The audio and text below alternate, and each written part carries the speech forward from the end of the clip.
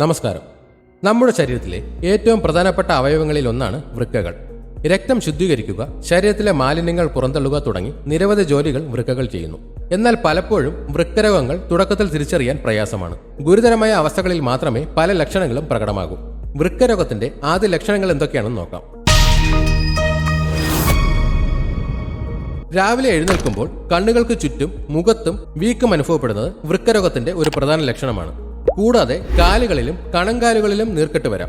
വൃക്കകൾക്ക് ശരീരത്തിലെ അധിക വെള്ളവും ഉപ്പും പുറന്തള്ളാൻ കഴിയാതെ വരുമ്പോഴാണ് ഇങ്ങനെ സംഭവിക്കുന്നത്. സാധാരണയിൽ നിന്ന് വ്യത്യസ്തമായി മൂത്രത്തിൽ അമിതമായ നുരയും പതയും കാണുന്നുണ്ടെങ്കിൽ അത് മൂത്രത്തിൽ പ്രോട്ടീൻ കലർന്നിരിക്കുന്നതിന്റെ ലക്ഷണമാകാം.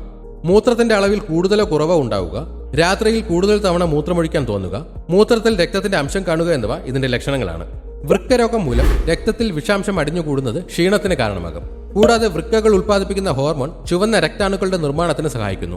വൃക്കകൾക്ക് തകരാർ സംഭവിക്കുമ്പോൾ ഈ ഹോർമോണിന്റെ അളവ് കുറയുകയും വിളർച്ച ഉണ്ടാവുകയും ചെയ്യും. ഇത് കടുത്ത ക്ഷീണത്തിനും ബലഹീനതയ്ക്കും കാരണമാകാം. ശരീരത്തിൽ അമിതമായി മാലിന്യങ്ങൾ അടിഞ്ഞുകൂടുന്നത് ചർമ്മത്തിൽ ചൊറിച്ചിലിന് കാരണമാകും. ഇത് പലപ്പോഴും വരണ്ട ചർമ്മമായി തെറ്റിദ്ധരിക്കാറുണ്ട്. വൃക്കകൾക്ക് തകരാർ സംഭവിക്കുമ്പോൾ ശ്വാസകോശത്തിൽ വെള്ളം കെട്ടി നിൽക്കാൻ സാധ്യതയുണ്ട്. ഇത് ശ്വാസം മുട്ടലിനും നെഞ്ചിൽ ഭാരം അനുഭവപ്പെടുന്നതിനും കാരണമാകും. ഇതുപോലെയുള്ള ഹെൽത്ത് ടിപ്സിനായി ഈ ചാനൽ ഇപ്പോൾ തന്നെ സബ്സ്ക്രൈബ് ചെയ്യുക.